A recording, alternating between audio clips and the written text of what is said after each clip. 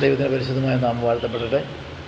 നിങ്ങളുമായി ഒരു വചനഭാഗം പങ്കുവെക്കാൻ ആഗ്രഹിക്കുന്നത് യാക്കോബിൻ്റെ ലേഖനം 4-ാം അധ്യായം 6-ാം വാക്യത്തിൽ ഇങ്ങനെ വായിക്കുന്നു: ദൈവം നിഗളികളോട് എതിർത്ത് നിൽക്കുന്നു, താഴ്മയുള്ളവർക്ക് അവൻ കൃപ നൽകുന്നു.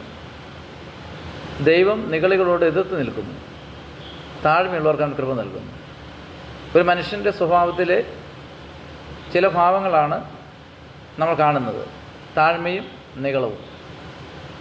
താഴ്മയുള്ള അനേക വ്യക്തികൾ നമ്മുടെ നടുവിലുണ്ട്, എന്നാൽ അസാമാന്യമായ നിഗളമുള്ളവരും നമ്മുടെ ഇടയിലുണ്ട്. ദൈവം കൊടുക്കുന്ന നന്മകൾ കണ്ട് നിഗളിച്ചാൽ ദൈവം എതിർക്കും. ദൈവം എതിർത്താൽ എനിക്കും നിങ്ങൾക്കും പിടിച്ചു നിൽക്കാൻ കഴിയത്തില്ല.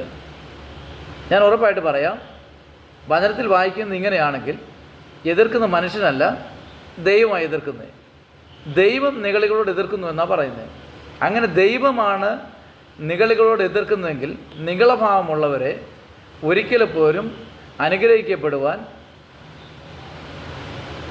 ദൈവം അനുവദിക്കത്തില്ല. കാരണം ദൈവത്തിൻ്റെ എതിർപ്പ് അവിടെ വന്നു കഴിഞ്ഞു.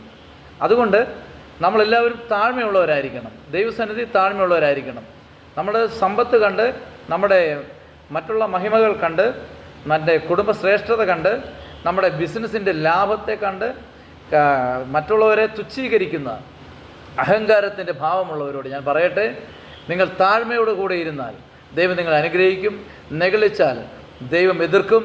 ദൈവം എതിർത്താൽ എനിക്കും നിങ്ങൾക്കും പിടിച്ചു നിൽക്കാൻ കഴിയത്തില്ല. അതുകൊണ്ട് ദൈവസന്നിധി നമുക്ക് താഴ്മയോടെ ഇരിക്കാം. ദൈവം നമ്മളെ ഏവരെയും അനുഗ്രഹിക്കട്ടെ. God bless you.